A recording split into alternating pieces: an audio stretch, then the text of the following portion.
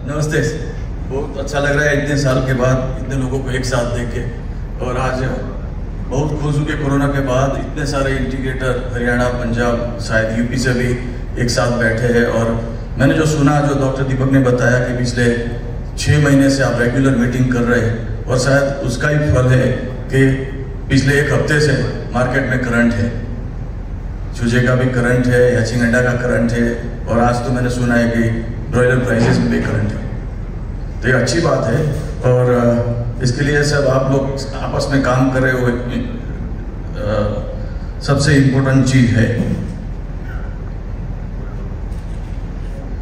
तो जैसे उसने अभी डॉक्टर मिस्टर संजीव ने बताया कि रिसोर्सेज, यानी अपने पास जो गैप होने वाली है, वो गैप होने वाली है मक्का, बाजरा।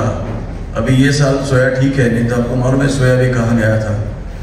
और उसके ऑप्शन में फिर बीच में ऑयल 125 से 130 था, आज ठीक हो गया है, मगर ये हमेशा ठीक नहीं रहेगा।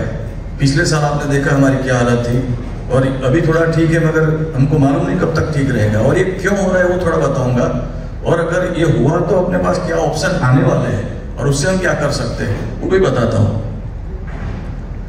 तो ये अपना एक एस्टिमेट है, और ये रियल टाइम एस्टिमेट है कि हमको इतना मिलियन टन फीड 12 में बनता था, जब आज हमको 23 में 1425 के आसपास मिलियन मैट्रिक टन फीड दुनिया में लगता है। अगर इतना फीड दुनिया में लगा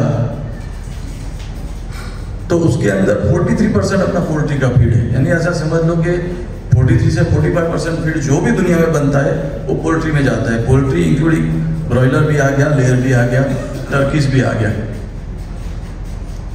अगर उसके अंदर हम बात करें तो एनिमल फीड के अंदर 73% is to non ruminant. Non ruminant means poultry भी आ गया, पिग भी आ गया। कैटल, शीप, गोट निकालने के बाद जो फीड बनता है 75% पिग और पोल्ट्री में जाता है। अपने पास पिग ज्यादा नहीं है, मगर पोल्ट्री बड़ा फीड है। तो अभी क्या पोजीशन है, एक आइडिया लेते हैं। पिछले साल नहीं, और अगले 2 साल पहले, पिछले साल बाजरा ने बचाया, शायद 2 या 3 साल पहले जब मक्का 27-28 था तब गेहूं ने बचाया था। मगर उनकी क्या पोजीशन हो रही है आप देखिए। गेहूं का फूड यूज 7.5% बढ़ा है पिछले 8 साल में, और फीड का यूज 4.5% बढ़ा है। ये गेहूं का यूज अगर फीड में बढ़ रहा है, इसका मतलब क्या है कि जो हम फीड में मैक्सिमम यूज करते हैं, पर्टिकुलरली एशियन कंट्रीज में मक्का, या उसके बाद बाजरा, या उसके बाद ब्रोकन राइस, वो कम पड़ रहा है, और जब भी अवेलेबल है हम गेहूं के ऊपर जा रहे हैं। तो ये हालत है कि ये साल तो अभी यूक्रेन वॉर की वजह से हमने तो गेहूं एक्सपोर्ट बंद कर दिया, फिर भी हमको 3 साल पहले जो सस्ता गेहूं मिला था आज नहीं मिल रहा है। वही हालत मक्का की है।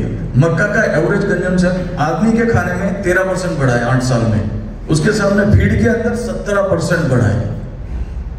यानी अपने पास और कोई ऑप्शन नहीं है, और ऑयल जैसे महंगा हो रहा है, ज्यादा लोग ज्यादा सीरियल्स ही खिला रहे हैं, लेकिन अपने को एनर्जी सोर्स में और कोई ऑप्शन नहीं है। मक्का, गेहूं, और इंडिया के लिए बाजरा और ब्रोकन राइस। इसका एक दूसरा रीजन है, हमारे गडकरी साहब बार बार बोलते हैं कि अपने पास अभी 10% नहीं 20% इथेनॉल नामी के पेट्रोल में, बहुत सारे पेट्रोल डालने लगे, तो इथेनॉल आएगा कहाँ से? तो हम तो सोच रहे थे कि शुगर में से आएगा, शुगर इंडस्ट्री डेवलप हो रही है, शुगर इंडस्ट्री वाले को अच्छा पैसा मिलेगा। तो अभी तक शुगर मिल का पूरा शुगर मलास सब चला गया इथेनॉल में, फिर भी हर महीने 1 या 2 इथेनॉल प्लांट इंडिया में आ रहे हैं। तो इथेनॉल कहाँ से बनेगा? तो अमेरिका में इथेनॉल कहाँ से बनता है? ब्राजील में शुगर से बनता है, तो अमेरिका के पास मक्के से बन रहा है, उनके पास ब्रोकन राइस नहीं है। अपने पास सबसे सस्ता ब्रोकन राइस है, और दूसरा ब्रोकन राइस, कम ब्रोकन राइस में ज्यादा इथेनॉल निकालता है, मक्के से इसका यील्ड ज्यादा है। तो आज हम देख रहे हैं ब्रोकन राइस मार्केट से गायब हो गया। कैसे गायब हो गया? ये इथेनॉल वाले उनको कुछ भी प्राइस देने के तैयार है। गवर्नमेंट इनके 65 रुपीज में 1 लीटर इथेनॉल रहते हैं, इनका प्रोडक्शन कॉस्ट 50 रुपए भी नहीं है। ये और 5 रुपया ब्रोकन राइस महंगा ले लेंगे, फिर भी उनका मार्जिन कुछ ज्यादा कम नहीं होने वाला है, वो सर्वाइव करेंगे। तो ये अपने लिए चैलेंज है। अभी जब भारत देश की बात आती है तो अपने को पेट्रोल डीजल भी सस्ता चाहिए, फिर अपने को मुर्गा भी सस्ता चाहिए, अंडा भी सस्ता चाहिए, मगर ये इंग्रेडिएंट हम कहाँ से लाएंगे? तो उसके बारे में भी थोड़ा बात करेंगे। तो ये एक इक्वेशन है, मगर जो अभी तक जो है टोटल बायो इथेनॉल जो बन रहा है बिलियन लीटर इतना बन रहा था, 20 में ऑलमोस्ट 60% बढ़ गया। 20 से अभी 23 में शायद और 20% बढ़ गया वर्ल्ड में, बिकॉज पेट्रोलियम यूक्रेन वार के बाद जो गैस का प्राइस बढ़ गया तो इथेनॉल प्रोडक्शन वापस सब अमेरिका में भी चालू हो गया, ब्राजील में भी चालू हो गया। तो अगर और जगह हम देखें तो ethanol comes from corn only, तो वो जो मक्का हम जो प्रोड्यूस करते हैं वर्ल्ड में, उसमें से खाली 450 मिलियन मैट्रिक टन मक्का ही अपने को एनिमल इंडस्ट्री के लिए अवेलेबल है, बाकी इथेनॉल में जा रहा है। इसका मतलब क्या है? फीड यूज ऑफ कॉर्न जो अपने को चाहिए 2012 में था, और अभी जो मैंने बताया कि 20 और 23 में भी क्या रिक्वायरमेंट है, 1425 मिलियन मैट्रिक टन के लिए। तो अभी वो टाइम पे जब अपने ग्रो कॉर्न जब अपने पास आ रहा था,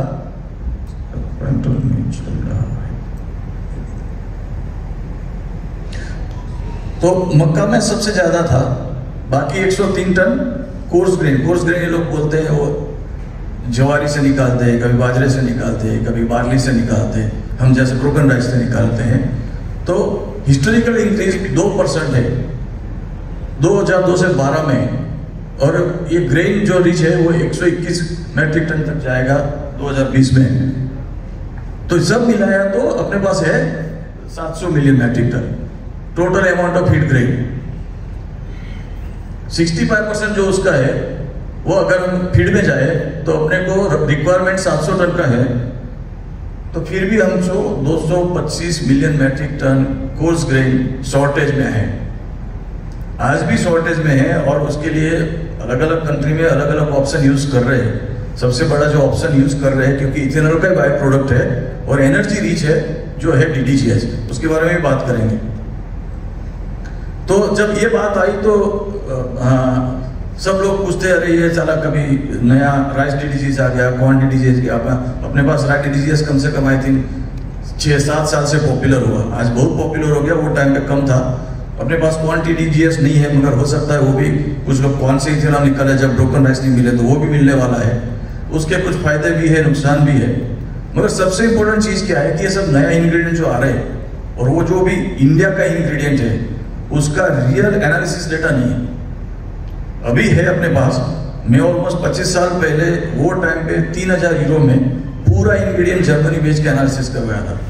उन लोगों ने उसके बुक में मेरा वो पेपर भी है, मगर तब से मैं ये इंडियन इंग्रेडिएंट का एनालिसिस कर रहे हैं। मगर इसमें आप ये टेबल में इसलिए आपको दिखा रहा हूँ कि इसमें वो अल्टरनेट है।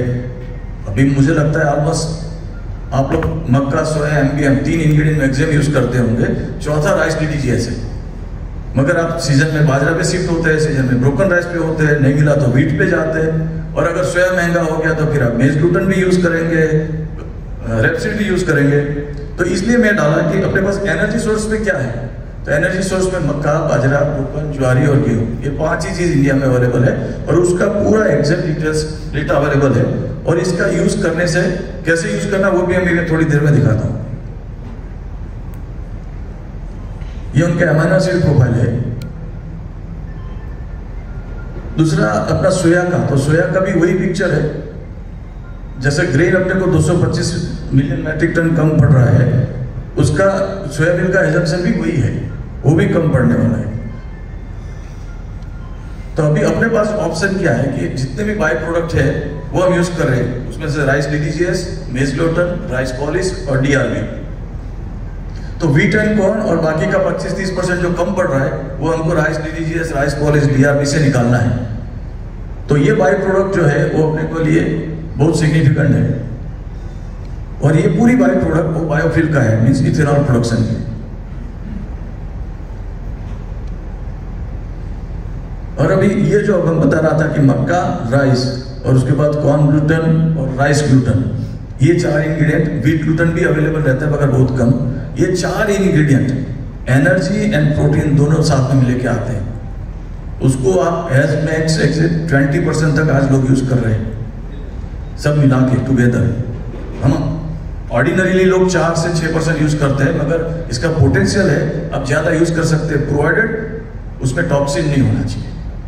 तो सबसे बड़ा जो आजकल डेंजर है हम देख रहे हैं, तो मक्का, बाजरा, ब्रोकन, रेपसीड, DRB सब में टॉक्सिन आ रहा है। तो कितना टॉक्सिन हैंडल करेगा मुर्गी, तो उसकी भी बात करेंगे।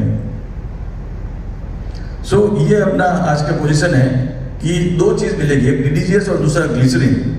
राइस का जब इथेनॉल निकालते हैं तो ग्लिसरीन नहीं मिलता है, मगर जब मक्के से इथेनॉल निकालेंगे तो एक और प्रोडक्ट निकलेगा ग्लिसरीन, और वो ग्लिसरीन हम ऑयल का अल्टरनेट है, तो ऑयल का अल्टरनेट भी एक मिलेगा जब मक्का का इथेनॉल इंडिया में बनेगा।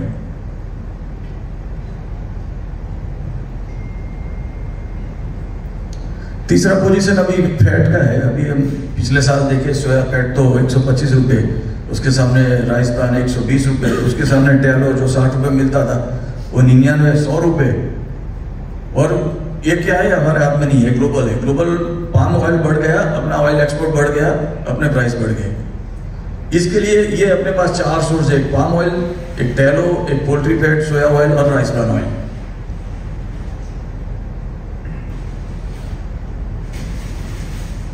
उसके बाद अभी एक और 2 सोर्स आ रहे हैं, आप सुन रहे होंगे, लोग बहुत आके बात करते हैं। उसका इकोनॉमिक वायबिलिटी इंडिया में नहीं है, बहुत लोग ट्राई किया, वो मक्खी का लार्वा से प्रोटीन बनाने के बाद उसका लार्वा मिल बेचने का, मगर वो उसका प्रोडक्शन कॉस्ट ही 150 रुपये आता है, तो उसको कौन यूज करेगा, कैसे यूज करेगा। तो अपने पोल्ट्री इंडस्ट्री के लिए वो ठीक नहीं है, मगर ये 2-3 प्रोडक्ट आ रहे हैं तो उसमें वो भी आएगा। सबसे इंपॉर्टेंट जो आप लोग एक अच्छा काम कर रहे हैं, ये सब सोर्स में सर्टेन पार्ट अनडाइजेस्टेड रहता है।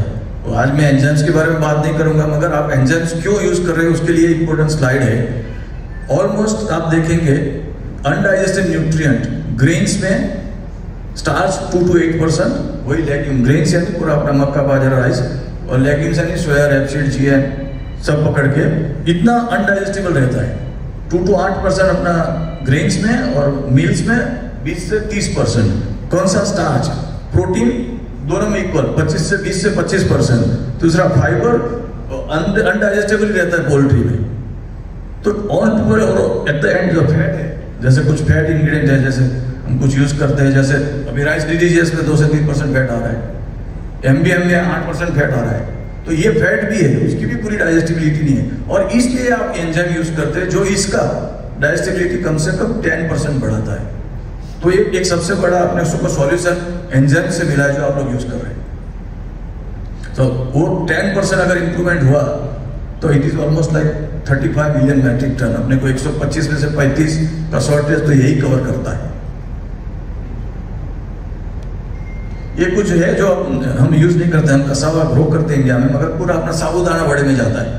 मगर दूसरे कंट्री में, अफ्रीका में, थाईलैंड में, साउथ ईस्ट में कसावा को एज ए एनर्जी सोर्स मक्का और ब्रोकन राइस की जगह पे अल्टरनेट में यूज करते हैं। दूसरा एक आलगी है, ये अगेन दूसरा एक्सपेंसिव प्रोपोजिशन है, मगर ये अपने को कहाँ हेल्प करता है कि जहाँ ज्यादा एक्सपेंसिव इंग्रेडिएंट यूज कर सकते हैं, जैसे श्रिम्प फीड है या पेट फूड है, तो वहां ये प्रोटीन जाता है, और उसके भी इतने बड़े एग्रीकल्चर फार्म लगे हुए हैं जिसमें सिर्फ आलगी मिल बनता है। फिर जैसे मैं वॉर्म मिल बोला, मक्खी का लार्वा से मिल निकालना, वो भी बहुत पॉपुलर है, मगर उनको किसको, यूरोप में, जहाँ यूरोप में आज भी सोया का प्राइस 110 रुपये, तो उनके लिए ये मिल चलता है, उनके पास ऑप्शन नहीं है, क्योंकि उनको पूरा इंपोर्ट ही करना है। मगर ये हमारे लिए रिजनेबल नहीं है, मगर फिर भी कुछ लोग जो बना रहे हैं वो जा रहे हैं पूरा पेट फूड में या श्रिम्प फीड में। तो ये बात हो गई इंग्रेडिएंट की। तो जब ये इंग्रेडिएंट की बात हुई, तो जैसे मुझे दीपक बता रहा था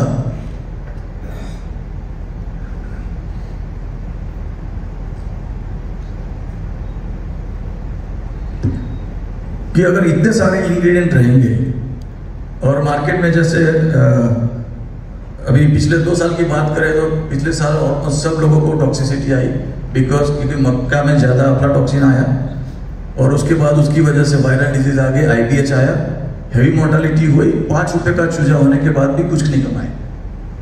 ये साल में अब जब बाजरा आया बीच में, बाजरा में भी उतना ही टॉक्सिन आया जो आज तक नहीं आया था। तो इतना बाजरा आने के बाद बाजरे में भी टॉक्सिन आया, अभी ब्रोकन राइस अवेलेबल नहीं है। यानी अभी फ्यूचर में अपने पास जो भी आएगा वो रॉ मटेरियल आपको बहुत स्क्रीन करना पड़ेगा। मेरे पास कुछ 1-2 साल के रिपोर्ट निकाले फीड अफ्लाटॉक्सिन लेवल के, अभी रिसेंटली ये साल का अगर देखें, मई, जून, जुलाई, अगस्त का, अप्रैल मई में टॉक्सिन कम था, और सडनली आप देखें 7 यानी जुलाई से फिनिश फीड के अंदर अफ्लाटॉक्सिन लेवल सडनली जंप कर दिया। और ये फीड का रिपोर्ट है, फीड का रिपोर्ट है मीन्स कोई ना कोई इंग्रेडिएंट में टॉक्सिन बढ़ गया जिसकी वजह से फीड में टॉक्सिन आया। फीड में टॉक्सिन आएगा तो उसकी क्या इम्पैक्ट है वो आप सबको मालूम है, मुझे बताने की जरूरत नहीं। बहुत लोग आके बात करते होंगे टॉक्सिन बाइंडर वाले, ये क्या होता है टॉक्सिन से, कैसे बाइंड करते हैं। मगर ये सबसे इंपॉर्टेंट पॉइंट है, क्योंकि मैं जब आगे बात करूंगा गट हेल्थ का, क्योंकि अल्टीमेटली आज बात हो रही है कि ब्रॉयलर आज 85-90 रुपीज में पड़ रहा है, अभी चूजा 40 रुपये आज टच कर गया, 100 पे जाएगा, मक्का महंगा होने वाला है। तो ये 100 रुपये से हम कैसे कॉम्पीट करें, एक पहला सवाल ये है। और दूसरा जो सवाल सबसे इंपॉर्टेंट आजकल डिस्कस कर रहे हैं, दिल्ली मंडी में कोई एक सप्लायर का मुर्गा 80 रुपये बिक रहा है तो दूसरे का 78 बिक रहा है, किसी का 83 बिक रहा है। क्यों? तो बोलते हैं उसका मुर्गे का मीट यील्ड ज्यादा है और ये सप्लायर का मीट यील्ड कम है। ऐसा आपके पास हो रहा है? ऐसा नहीं है दिल्ली मंडी में, ऐसा तेलंगाना में भी होता है, उसका तमिलनाडु में भी होता है, वेस्ट बंगाल में होता है। मगर ये ऐसा जरूरी नहीं कि एक ही ब्रीड अच्छा है और दूसरा ब्रीड खराब है। आपके पास कोई एक ब्रीड में अच्छा प्राइस मिल रहा है, साउथ में गए तो कोई दूसरी ब्रीड को अच्छा प्राइस मिल रहा है, तीसरी जगह पे गए तो एक ही ब्रीड है मगर एक सप्लायर को 3 रुपए ज्यादा मिल रहा है, दूसरा सप्लायर को 2 रुपया माइनस मिल रहा है। तो उसके बारे में बात करेंगे, क्योंकि अगर इसमें भी आप कुछ इंप्रूवमेंट कर सकते हो और इसमें इंप्रूवमेंट करने के लिए आपको थोड़ा अटेंशन देना है, ध्यान देना है कि कहाँ गलती नहीं होनी चाहिए। वो गलती आपने रोक ली तो आप लोग इसका गेन पूरा उठा सकते हो और ये जो ट्रेडर्स है वो यील्ड के ऊपर आपका 2-3 रुपया नहीं काट सकता है।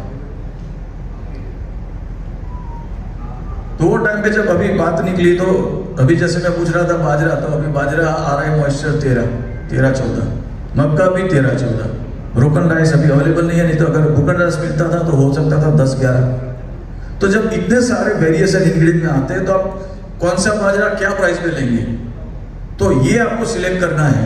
तो उसके लिए आपके पास कोई टूल्स होना चाहिए, सॉफ्टवेयर होना चाहिए। जैसे मैं इधर दिखा रहा हूँ तो इधर मैंने लिखा है एक मक्का जो मार्केट से आ रहा है और एक मक्का जो साइलो से आ रहा है, यानी 10-11 मॉइस्चर वाला।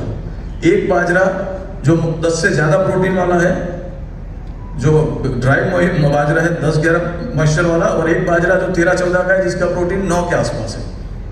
वैसे ही अपने पास सोया के 2 ऑप्शन रहते हैं, 46-47 वाला भी और हाई प्रो भी रहता है 49-50। वैसे ही कॉर्न ग्लूटेन 60 वाला भी मिलता है, 65 भी मिलता है। तो ये टाइम पे आपको चूज करना है कि मैं कौन सा इंग्रेडिएंट लूं, ना कि सिर्फ प्रोटीन और ऑयल और प्राइस और ऑल्सो के उसमें टॉक्सिन कितना है, क्योंकि ये सब इंग्रेडिएंट में आजकल टॉक्सिन आ रहा है। और जब इनको आपको इसको चूज करना है कि कौन सा चीज में कौन से प्राइस में लूं, तो ये जो सॉफ्टवेयर है जिसपे शैडो प्राइस आते हैं, शैडो प्राइस में आपको बताता है कि यहाँ पे बाजरा 13% वाला अगर 22 रुपये में और कोई आपको 10% मॉइस्चर वाला 23 में देता है तो 23 में लेना सस्ता है 22 वाले से। और ये रियल टाइम कैलकुलेशन आप सॉफ्टवेयर में कर सकते हो और आप तय कर सकते हैं कि कौन सा इंग्रेडिएंट कौन सा क्वालिटी का लेना चाहिए और क्या प्राइस में लेना चाहिए। तो एक सबसे इंपॉर्टेंट पॉइंट है। अगर किसी को ज्यादा इंटरेस्ट है तो मैं बताता हूँ, मगर मुझे लगता है कि ऑलमोस्ट यहाँ 10 लोग ऐसे बैठे हैं जो ऑलरेडी ये सॉफ्टवेयर यूज कर रहे हैं और उनको मालूम है कैसे करना है। यहाँ कुछ डॉक्टर्स है जो इधर ये मीटिंग में नहीं है, मगर वो बहुत डॉक्टर लोग भी ये सॉफ्टवेयर यूज कर रहे हैं और अगर वो आपके कंसल्टेंट है तो शायद आपको ये सब बेनिफिट मिलता ही होगा। दीपक कब खत्म करना है बोलना। हाँ, अगर सबको इंटरेस्ट है तो चालू रखेंगे। अभी कुछ इंटरेस्टिंग चीज बताता हूं। पोल्ट्री का है, मगर पोल्ट्री से पहले कुछ और स्पीशीज का भी है इसमें। तो हम खुद के बारे में पहले बात करते हैं। हम जानते हैं कि अपने को पेट में गड़बड़ होता है तो क्या होता है, कितना डिस्कम्फर्ट होता है। एग्जैक्टली सेम चीज ब्रॉयलर को होता है, मगर वो बोलता नहीं है। वो सिर्फ दिखाता है कि मेरा पेट में ये आ रहा है, मैं गेन नहीं करूंगा, या अल्टीमेटली बोलता मैं मर जाता हूं। उनके पास 3 ही ऑप्शन है। तो ये चीज का कितना इंपॉर्टेंट है थोड़ा एक्सप्लेन करता हूं। इंपॉर्टेंट स्टोरी है। तो ये जो अपने को गट के अंदर जो माइक्रोबियम रहता है जिसको हम बैक्टीरिया बोलते हैं, उसका पूरा लिस्ट है, वो सब मैं बात नहीं करता हूँ। मगर वो जो पूरा गट में बैक्टीरिया रहता है, अपने पूरा शरीर में जितना सेल है उससे ज्यादा तो एक बैक्टीरिया अपने इंटेस्टाइन में रहता है, गट में रहता है। और उसका कितना इंपॉर्टेंट है कि ये सब कुछ डाइजेशन है, इधर न्यूट्रिएंट हो, विटामिन हो या फैट हो, कुछ भी डाइजेशन करना है तो वो अगर गट के थ्रू ही जाना है और उसको हैंडल करता है पूरा ये गट माइक्रोबायोटा। हम उसको एक ये शब्द से बात करेंगे। ये एक एग्जाम्पल है, बहुत साल पहले जब लोग चालू किया था ये, आई थिंक यूके में ये रिसर्च हुआ था। उन्होंने एक स्टैंडर्ड हेल्दी चूहा जैसे एक लाइन पकड़े और एक फैट ओबेस चूहा, उसका इंटेस्टाइन से कंटेंट निकाल के वो हेल्दी फिट चूहे के इंटेस्टाइन में डाला, और एक एकदम पतला उसके इंटेस्टाइन से माइक्रोवेव में के एक दूसरा हेल्दी चूहे में डाला। दोनों चूहे with in a short time, जिसमें जो फैटी था हेवी, उसका माइक्रोवेव उसके इंटेस्टाइन में डाला, वो चूहा सडनली फैटी होना चालू हो गया, जबकि वो पहले फिट था, उसको कोई प्रॉब्लम नहीं था। और दूसरे में जिसका वीक चूहे का डाला, वो वीक होना चालू हो गया। यानी ये माइक्रोबायोटा जो इंटेस्टाइन में है, उसका इंपॉर्टेंस कितना है। आप सेम चीज खा रहे हैं मगर आपका गट हेल्दी नहीं है, तो आप कोई आदमी लूज करेगा, कोई बॉडी बिल्ड करेगा। दूसरा एक एग्जांपल देता हूं, आदमी का एग्जांपल है। जो आदमी का अंदर जो गट है ना, उसका डेवलपमेंट में 2 इंपॉर्टेंट बैक्टीरिया रहते हैं, इसको हम शॉर्ट में बोलते हैं F and B, firmicutes and bacteroidetes. 2 चीज रहते हैं, ये 2 का बैलेंस रहता है, 2 का बैलेंस ही अपने को हेल्दी रखता है, बहुत इंपॉर्टेंट है, मैं आपको दिखाता हूँ। तो जब हमें हेल्दी रहते हैं तो एफ 10 गुना रहता है बी से, 10 गुना 1। जब बच्चा होता है तो 5 गुना 1 होता है, जब आदमी बूढ़ा होता है तो भी 5 गुना 1 होता है। मगर जब आदमी हैवी होता है, जिनको फैटी प्रॉब्लम है, उसके अंदर यही बैक्टीरिया 100 गुना से 1 गुना होता है। अभी ये फाइंडिंग रियल फाइंडिंग है, जो भी ओबेस लोग हैं या हैवी फैटी लोग हैं, अगर उनका इंटेस्टाइन में ये बैक्टीरिया चेक करेंगे तो उनका रेशियो 100 से 1 का है, जबकि हेल्दी में होना चाहिए 10 से 1 का। और उसके बाद लास्ट, अगर आपको गट में डिस्टर्बेंस है, अपने को डिसेंट्री हो गया, एंट्राइटिस हो गया, खाने में कुछ आ गया, तो यही बैक्टीरिया का रेशियो 1:1 हो जाता है। यानी कितना सडनली अपना इंटेस्टाइन के अंदर चेंजेस आते हैं, जो अपने को इधर बीमार कर सकते हैं, या मोटे कर सकते हैं, या फिट रख सकते हैं। ये अपने ह्यूमन की बात है, और ये ह्यूमन में इसके ऊपर बहुत रिसर्च हो रहा है। जितना हम मुर्गी में करते हैं उतना ही आदमी में आजकल हो रहा है। तो ये ओबेसिटी, दूसरा है diabetes, insulin dependent, insulin independent, तीसरा इन्फ्लेमेटरी डिजीज। बहुत लोग बोलते हैं मैं गेहूं नहीं खा सकता, मेरे को ग्लूटेन फ्री खाने का है। ये सब क्यों डेवलप हो रहा है? आपका गट का माइक्रोबायोटा वो हिसाब से हैबिट्यूट हो गया। आप गेहूं का रोटी नहीं खा सकते, मैदे का रोटी नहीं खा सकते। और ये अपने को ज्यादा प्रॉब्लम नहीं है, उन लोगों को ज्यादा प्रॉब्लम है, यूरोप वालों को। हम लोग तो सब डाइजेस्ट कर सकते हैं, मगर वो भी एक अपना एडेप्टेशन है। और दूसरा, जब इसमें डिस्टर्बेंस आता है तो उसका डायरेक्ट इफेक्ट ब्रेन को होता है, क्योंकि ये पूरा माइक्रोबायोम इंटेस्टाइन का इफेक्ट ब्रेन पे आता ही है, क्योंकि आप नर्वस हो जाते हैं, डर हो जाते हैं, मूड चला जाता है। वो कैसे होता है? एक एग्जांपल है, ऑटिज्म। आपने सुना होगा, वो पिक्चर देखा होगा अमेरिकन का ऑटिज्म वाला। Autism also directly link with the microbiome, it's proven. Autism वाले बच्चों के अंदर इंटेस्टाइन के अंदर बैक्टीरियल का जो होना चाहिए नॉर्मल हेल्दी बच्चे से बिल्कुल अलग रहता है, और इसका पूरा रिलेशन गट एंड ब्रेन का है। इसके ऊपर भी बहुत रिसर्च हो रहा है अभी ह्यूमन में। दूसरा एक ये अपना सेम चीज पोल्ट्री में बताता हूँ, ब्रॉयलर में हम एंटीबायोटिक देते हैं। अभी ये एग्जांपल पेनिसिलिन दिया है, पेनिसिलिन यानी टेट्रासाइक्लिन आप यूज करते हैं, या एमोक्सिसिलिन का भी यूज करते हैं, तो उसमें ये पेनिसिलिन भी है। अभी नहीं आता, बहुत पहले रोसिलिन आता था एमपीसिलिन। वो ब्रॉयलर के अंदर, कोक के ब्रॉयलर के अंदर ट्राई किया, और वही same bacteria F N B का रेशियो जिसमें एंटीबायोटिक दिया है वो 31:1 था, और जिसको एंटीबायोटिक नहीं दिया है उसमें 2 से 1 था। यानी हम बोलते हैं ग्रोथ प्रमोटर एंटीबायोटिक डालने से बर्ड का गट हेल्थ रहता है, हमका एफसीआर अच्छा आता है, 5 पॉइंट एफसीआर अच्छा आता है, मीट यील्ड अच्छा आता है, प्रोसेसिंग यील्ड अच्छा आता है। ये है क्योंकि वो अपने माइक्रोबायोम को स्टैंडर्डाइज करते हैं, उसको कंट्रोल करते हैं कि जिससे सबसे अच्छा डाइजेशन हो और सबसे अच्छा एफसीआर आए। तो यही एक बैलेंस है। एक बात, एक साइड में पूरा अपना नॉर्मल हेल्दी चिकन में, और दूसरा साइड में वो इकोलाई, वो साल्मोनेला, क्लोस्ट्रीडिया, कॉक्सी सब कुछ है। दोनों साइड के बीच में बैलेंस नहीं है, तो बैलेंस गया। कोई भी रीजन, बहुत सारे रीजन है, एक तो मैं बताता हूँ। कोई भी रीजन हो, अगर ये बैलेंस गया, डिस्बैक्टीरियोसिस आया, जैसे आप सबको मालूम है, लूज टॉपिंग चालू होता है, ऑरेंज कलर, पिंक कलर, पूरा दाना निकल रहा है, एंट्राइटिस दिख रहा है, एफसीआर खत्म हो गया। Same every time same. यही सिम्टम आप सब लोग देखते हैं। अब सब लोग ने मालूम है इंटेस्टाइन स्कैनर्स कैसे देखना है। एंटीबायोटिक डालते हैं, जैसे हमने पेनिसिलिन डाला, कितना भी चैलेंज होने दो उधर, वो भी हम उसको बैलेंस रख सकते हैं, सेम परफॉर्मेंस ले सकते हैं। अल्टरनेटिवली अगर एंटीबायोटिक अवेलेबल नहीं है, जैसे अभी बीएमडी गायब हो गया, उससे पहले कोलिस्टिन गायब हो गया, हो सकता है कल एंड्रोमाइसिन गायब हो जाए, फिर लिंकोमाइसिन गायब हो जाए, तो क्या करेंगे हम?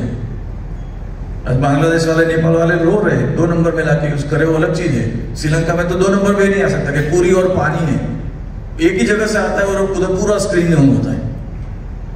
तब क्या होता है, तब अपने को अल्टरनेट प्रोडक्ट आता है, जैसे ओलिगोसैकेराइड्स, उसके बाद oil quality, excess vitamin E, vitamin A, prebiotic में एसिडिफायर भी आ गए, मॉस आ गया, फॉस आ गया, बीटा ग्लूकान हो गया, प्रोबायोटिक में बहुत सारा लिस्ट है, उसमें लैक्टोबैसिलस है, बेसिलस है, बायोफिडिकम है, बहुत सारे प्रोबायोटिक अवेलेबल है। तो ये ऑप्शन आएगा जब अपने पास एंटीबायोटिक नहीं रहेगा।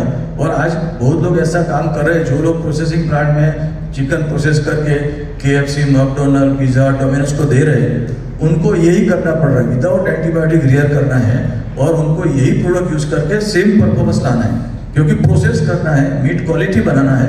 अगर बड़े हेल्दी नहीं है तो कैसे करेंगे? तो गट इंटीग्रिटी की बात आई, पहले गट माइक्रोबायोटा यानी अंदर है क्या, अभी यो है, तो अगर वो इम्बैलेंस हुआ तो गट कैसे डैमेज होता है। तो अभी आपने पिक्चर तो देखे हुए, खुद एक्सपीरियंस है, ये बहुत नॉर्मल है। उसके आगे सबसे पहले लूज ड्रॉपिंग और उसके बाद लूज ड्रॉपिंग के बाद पूरी सीक्वेंस चालू। तो अभी आपको मालूम है कि हाँ डिस्पेक्टोरियोसिस होता है, किस वजह से हो सकता है? नॉट ओनली इन्फेक्शन, बैक्टीरिया, 5 बड़े जोन हैं। सबसे बड़ा जोन है, हम जानते हैं, माइकोटॉक्सिन और एंट्राइटिस। माइकोटॉक्सिन सीधा एंट्राइटिस नहीं करता, माइकोटॉक्सिस क्या करता है? लिवर डैमेज करता है, इंटेस्टिनल लेमिना डिस्ट्रॉय करता है, इम्यूनिटी डिस्ट्रॉय करता है।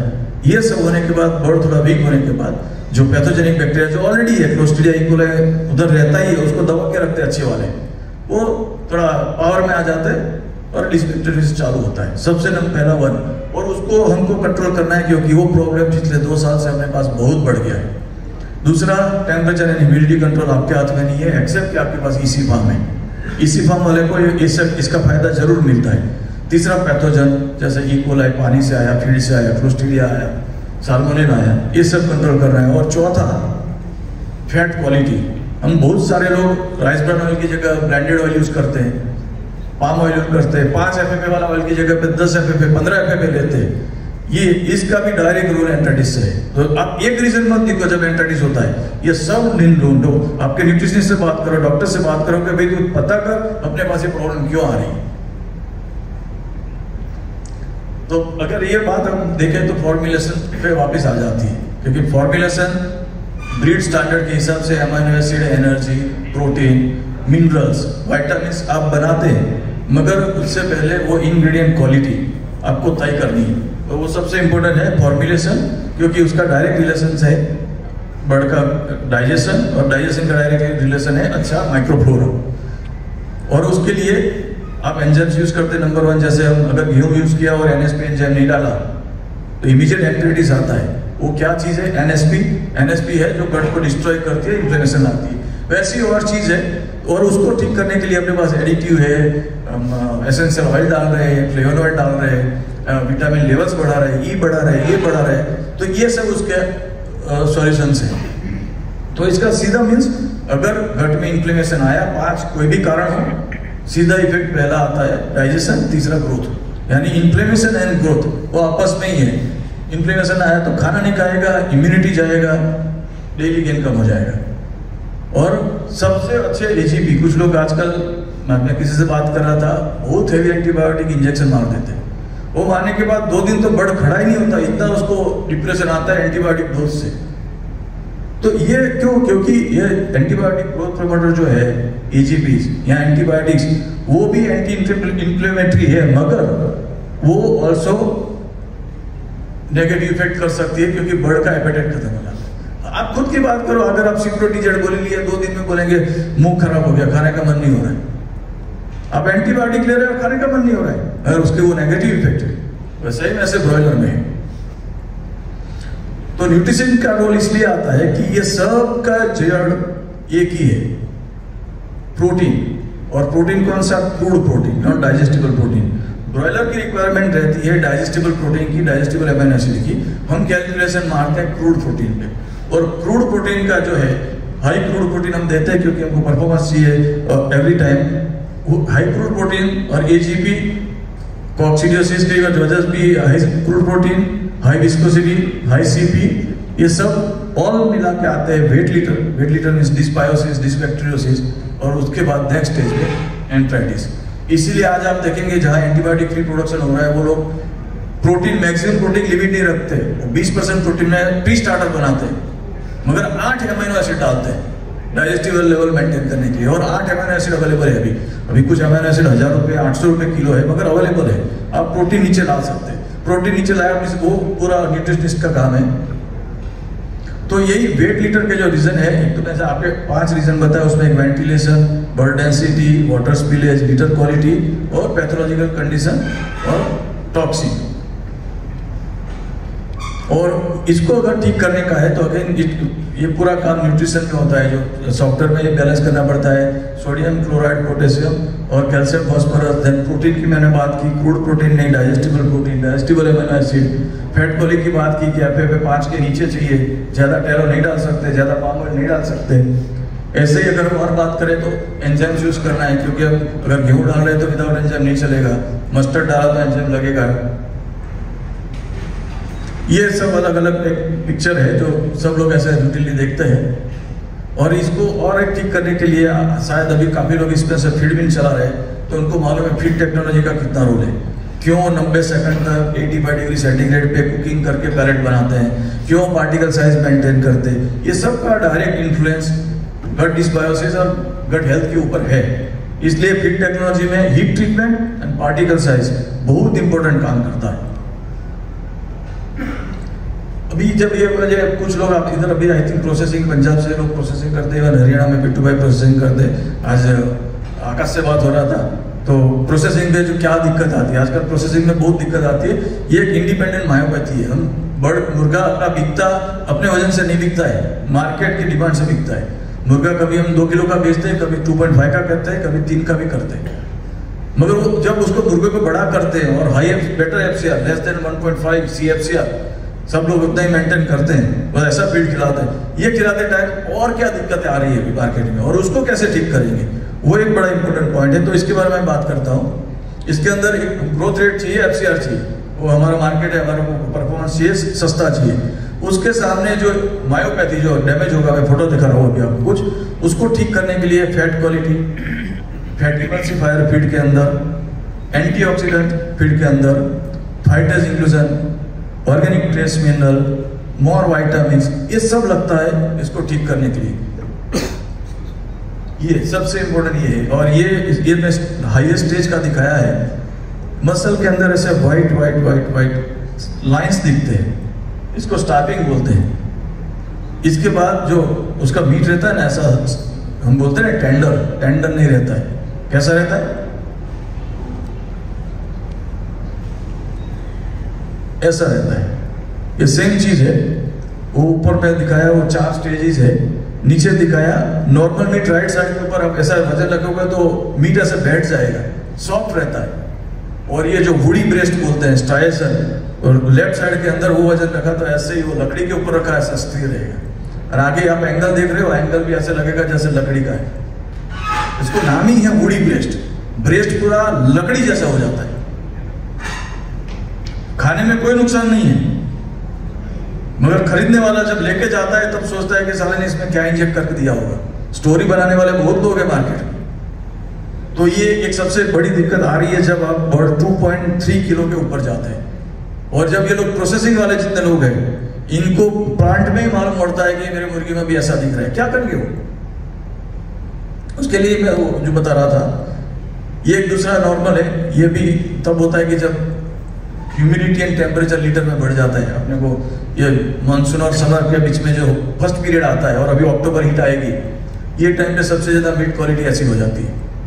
तीसरी मीट क्वालिटी ऐसी हो जाती है जब उसका हैंडलिंग नहीं करते हैं, बहुत फड़फड़ाते हैं, या उनका मसल ग्रोथ बहुत अच्छा है और हमने थिनिंग करा, और 4 दिन के बाद दूसरे बॉयलर बेचे मार्केट में, तो मार्केट वाला फोटो निकाल के बेचता है, साहब आपके अंदर तो ऐसा दिखता है। ये क्या हुआ, मसल अंदर से रप्चर हो गया, रप्चर हो गया, फिर उधर सेप्टिस हो गया। सेप्टिक बोलते हैं ना, जैसे अपने को कभी अपेंडिक्स होता है, सेप्टिक हो गया, ये वैसा ही है, अंदर ब्लड वेसल टूट गया, सेप्टिक हो गया। ये इंसिडेंट्स बढ़ रहे हैं जब आप रॉयलर 2.3 के ऊपर जाओगे। तो ये इसके बारे में थोड़ा जो आप बोला वही लिखा है कि उसको खा सकते कि नहीं खा सकते। तो हम मैक्सिमम आप देख सकते, आप खा सकते हैं, मगर कमेंट्स क्या आती है मार्केट से वो राइट साइड में लिखा है। अपने पास उतनी नहीं आती है क्योंकि अपना ज़्यादा प्रोसेस नहीं होता है, मगर जो लोग कंट्री में सिर्फ प्रोसेस होता है वो प्रोसेस में वो जो वेटरनियन साइन करता है ना, वही उसको रिजेक्ट कर देता है कि आप इसको बेच नहीं सकते। तो उन लोगों के लिए इम्पोर्टेंट है जो प्रोसेस करते हैं, और आप सब लोग प्रोसेसिंग में जाने का सोच रहे हैं और वही फ्यूचर है, तो ये आपको इसका भी ध्यान देना पड़ेगा। Thank you very much.